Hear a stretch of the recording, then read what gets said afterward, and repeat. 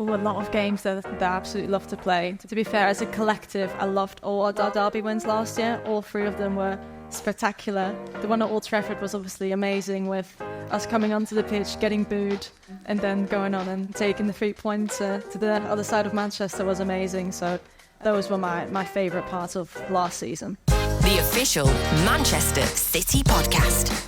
Watch the full video version of this show via City Plus now. Welcome to a very special episode of the official Man City podcast, a live episode, the second one we've done. First one took place in the US, and looking forward to this one just as much as the last one. But enough about me. You're here for two very special guests who got a fantastic introduction from Nat just now. So Gareth, Kerstin, welcome. Hope you're looking forward to this one. Very much looking forward to having a bit more of a chat with you. We're going to talk firstly about pre-season. I'm sure you've talked about Australia thousands of times already. But just one more time, if that's okay, before we get on to the new season. For those who weren't aware, our women's team went to Perth this summer, played in the Perth International Football Cup. It was an incredible experience, got up to loads of stuff away from the pitch as well. Just seemed absolutely amazing. But let's hear it from the two who were actually there. Gareth, we'll start with you.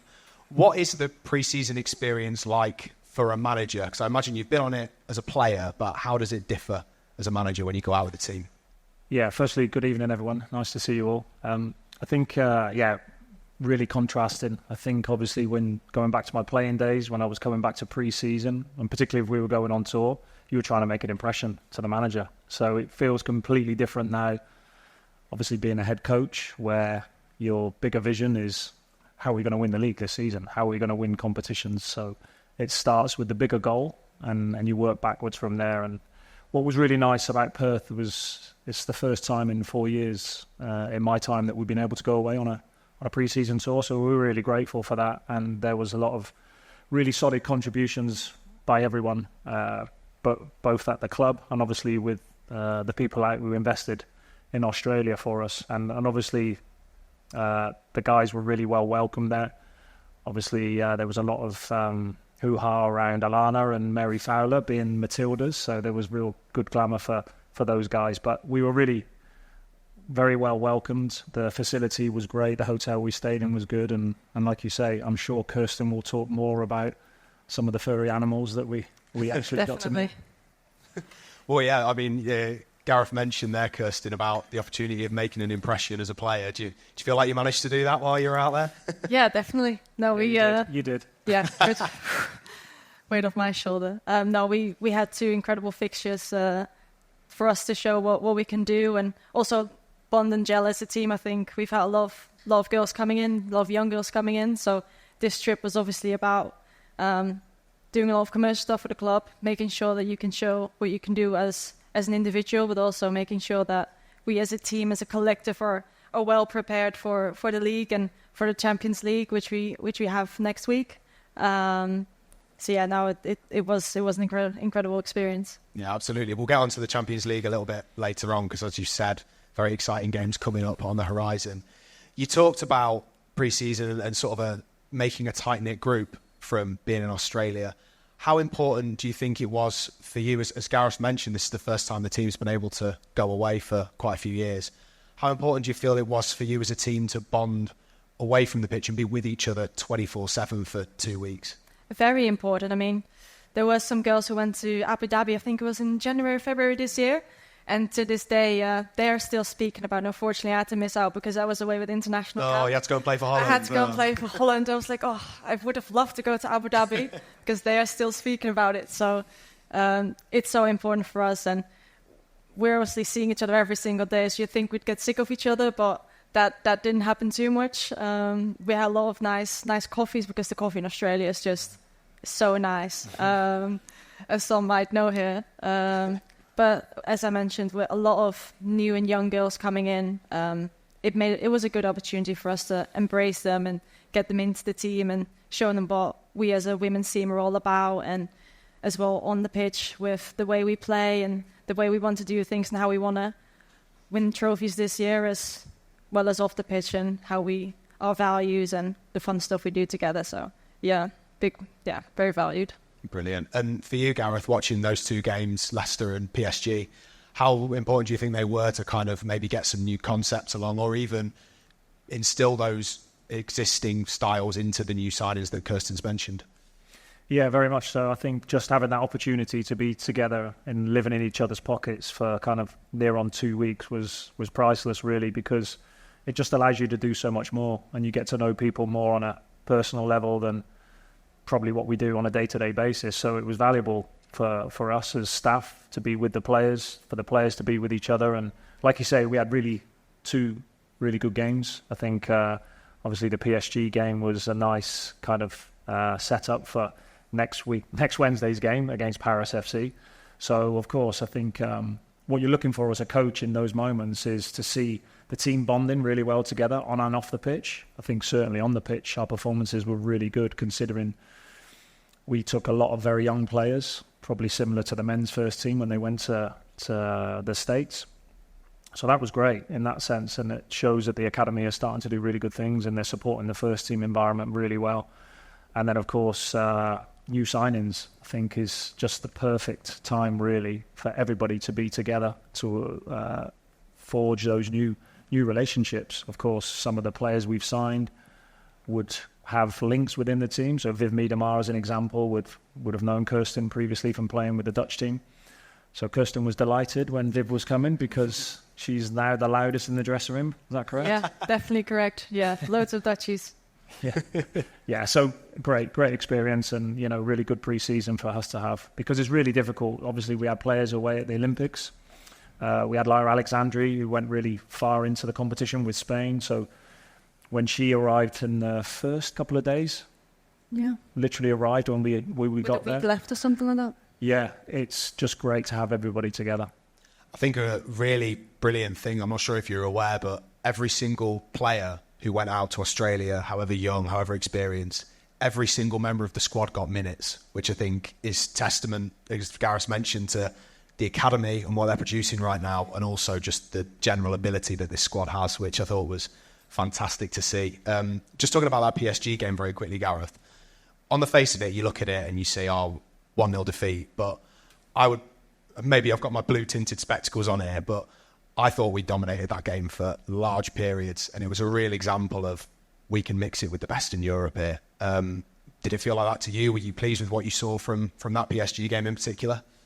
Yeah, I was really pleased. I think obviously they were on a similar pre-season level playing field with us. I think theirs more or less started around the same time, so they had players coming back from the Olympics, so we're on a real similar footing. But I felt the way we dominated that game was very impressive, because they are a decent team, a team that's gone really deep into Champions League competition. We're in the semi-finals last year, and we completely outplayed them. We were robbed a little bit with the penalty that went against us in the last couple of minutes and not getting one in the first half. But yeah, really proud of the players in terms of we really showed our identity and gave a lot of confidence moving forward. But for you, how did you find the two games? Because you obviously got a lot of minutes, got the sharpness back in the legs ahead of the new season. It was good. I was very excited. After a couple of weeks of training, you just want to play the game. So to be able to do that finally was very fun. And meanwhile, I played Leicester in England, where you can play them in Perth. So that was a good game for everyone to get minutes. The academy girls to get minutes. They've done incredible in the season. They've done incredible whilst we were there, and a real good addition to the group. And the PSG game is, again, we dominated a big portion of that game, and I think that gives us a lot of confidence into next week going to Paris FC. Yeah, just one final one on pre-season. Obviously away from the pitch, got a lot of opportunities to go and see Perth, see the sights, meet a lot of animals that we don't get over in England. Was there a particular favourite for you, Kerstin, that you enjoyed the most? I got the opportunity to go for a commercial thing, to go to the zoo to hug some koalas with some of the girls, which was really fun. They were very cute, very fluffy. I requested seeing a wombat, and I got they're big. Wombats are big. I did not expect. I thought they're like cute little animals.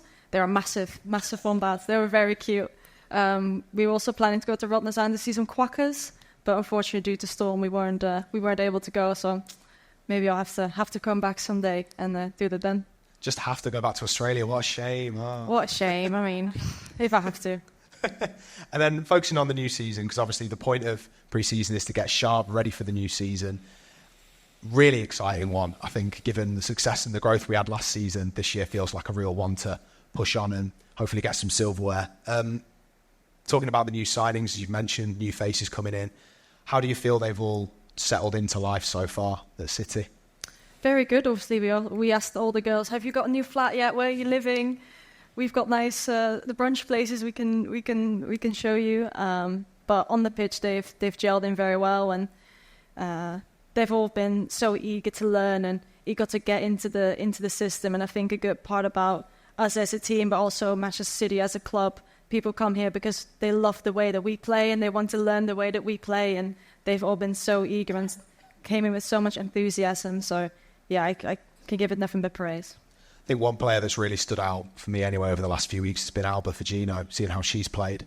As someone that would be directly linked with her right back to right midfield and everything, what do you think she brings? And also, what do you think our other wingers bring? Because it's a bit of an embarrassment of riches at the moment in this team, isn't it?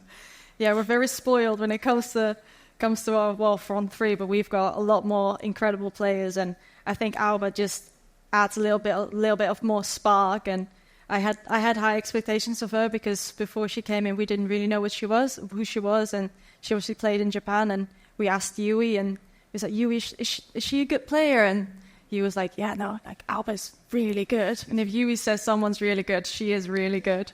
But no, she's so lively in the games and such a joy to play with, so technical, good in front of the goal, can score, can assist. So hopefully she'll give us a lot of joy in the final third this year. Yeah, fingers crossed. I don't know if anybody saw at the Olympics, she scored a free kick from about 25, 30 yards. I was thinking, oh, here we go. You get excited about this one.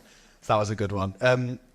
Gareth, same question to you. How have you found the players settling in? Are you pleased with what you've seen from them so far and how they've sort of bedded into the way you want them to play? Yeah, very, very impressed. I think when you consider as well that we've signed a couple of Japanese players. Obviously, we unfortunately lost Risa Shimizu to an injury when she was at the Olympics. So, but she's going to be a good addition for us. And we signed, obviously, Yamashita, the goalkeeper, who's an interesting character, but gives kind of a calming influence to the team as well. I think she'll be very good. And obviously, we've been discussing Alba, who complements our front line really well. We have 4 really exciting wingers when you think of Alba, Mary Fowler, Lauren Hemp, and Chloe Kelly. So, yeah, there's good competition there, and we want to be in all of the competitions and continue to try to go as far as we can in all of them and ultimately win. So, we've been set a high challenge when we've seen what's happened for the last 5 or 6 years in what Pep's been doing over in the men's team, and it's such an inspiration for us. And we've obviously had a big growth and surge in the women's game, which has been really exciting and enjoyable for me to be a part of. And yeah, I'm really pleased at where we're at in terms of the business we've done in the summer. Obviously signing Viv as well, I think is a big statement. It's a very good player who I still feel has the best years in front of her. So yeah, all bodes for a good season. But of course, we saw last season how tight the margins are. You know, you only get 22 games, and we won 18, lost 3, drew 1, and ultimately came up 7 goals short, which was very frustrating at the time. But I think what it has done is given us real fuel to kick on this season, know what we did really well, and know probably the areas we need to slightly work on.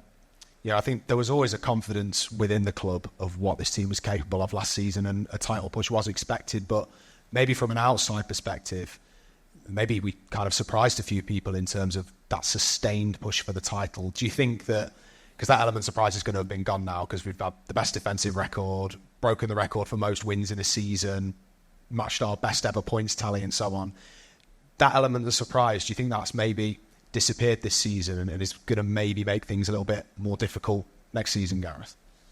It's hard to say. I think people are aware of us in terms of what we do and how we try to play the game. That doesn't mean it's easy to stop. I think it's great for us in that sense. We know that we've got some areas that we can improve on for sure. And I think, of course, one of the things we tried to identify was probably towards the end of last season when we lost a couple of key players. We just probably didn't have that strength in depth to be able to replace. So you can see the energy that we put into the transfer window in the summer has tried to help us in that sense. So, yeah, and I think obviously players being longer in the building, the likes of Kerstin. She's been in the building for 2 years now, and I think is a top-class player and is also a top-class person to work with. And I've really high hopes for her that she can go on and become the best right back in the world. And I've worked with top players like Lucy Bronze, who had that accolade. And I certainly think Kerstin is one, having been in the building now for a long time, is ready to make that step up and become that person. I think she's far off if she's not there already, to be honest. Yeah, absolutely. Are you feeling embarrassed right now, Kerstin? No, all this praise. just, I'm taking all of this in. I'm gonna. Don't get it very often. No. If you shout at me in train, we're like, guys, you were so positive about me the other day. I'm the best right back in the world. What are you doing? I was the best. What? Potential to be. Potential. Yeah, there we go. Oh, okay. Backtracking already. Kerstin, as Gareth mentioned, this is going to be your third full season at City, which seems crazy, to be honest. You've been here this long, but could you pinpoint a particular moment or game that's really stood out for you as a favourite so far?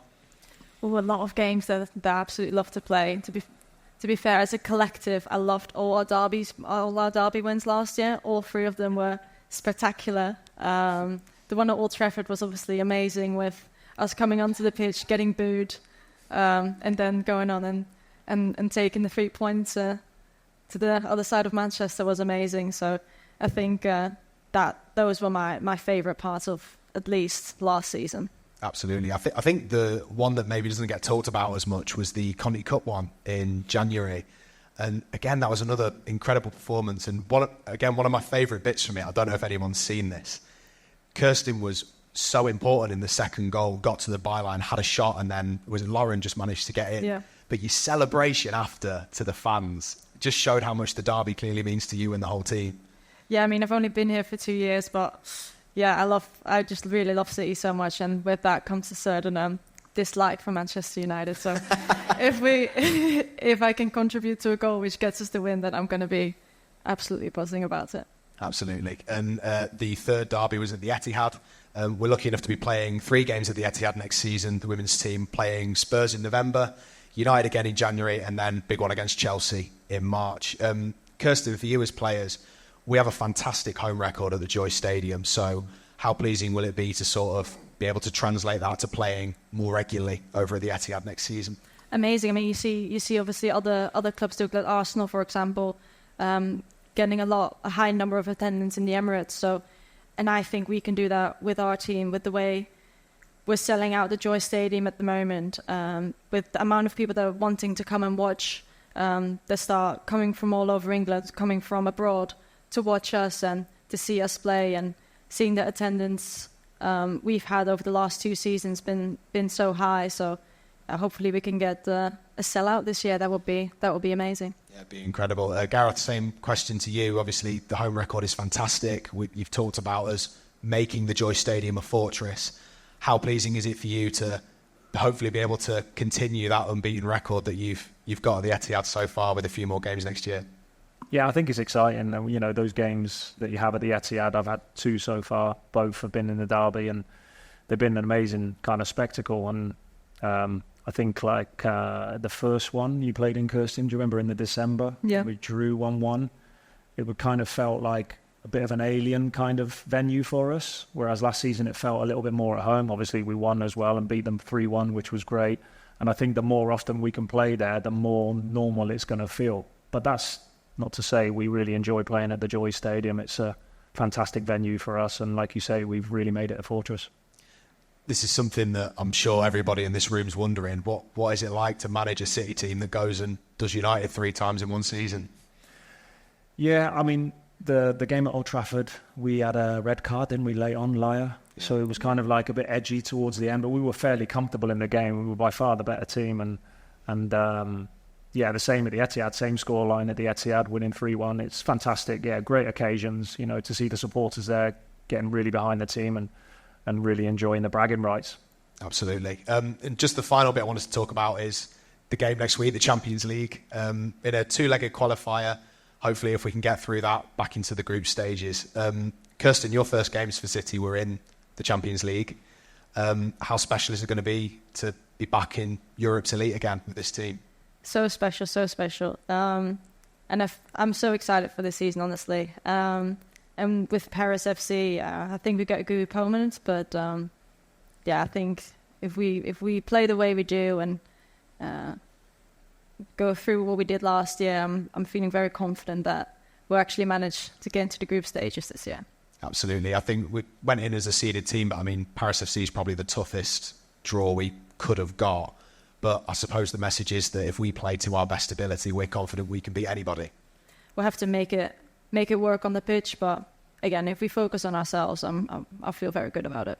Must be really special as well, again, going away with the team, because it beats going to Spurs 3 times in 3 weeks like last season. We saw a lot of London last year in a small space of time, but we've been to Australia for 2 weeks, so I think we can handle a trip to Paris. Yeah, you've been spoiled, haven't you? Yeah, we've been spoiled.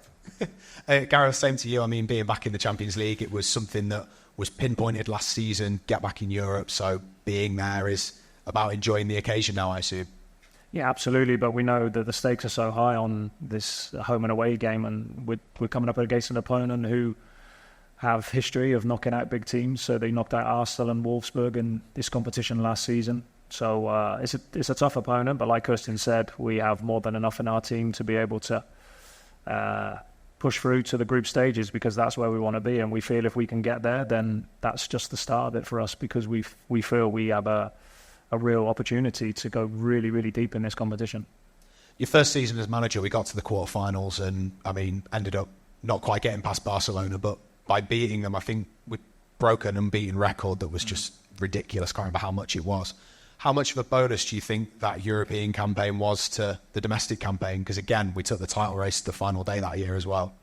Yeah, it was great. It was a different format. Obviously, we played Gothenburg, Fiorentina, came up against Barcelona in the quarterfinals, like you said, and of course we beat them back at the Joy Stadium, and I think we were one of the only teams that beat them that season. They went on to be eventual finalists and winners of the Champions League. So yeah, it just goes to show you again how tight the margins are sometimes. And of course, I think the qualification process is a little bit strange for me, and one of the probably biggest disappointments of last season of not winning the title on the final day was missing out on the Champions League group, because like I say, I think we can win that competition, and that's our aim. We've set real high targets.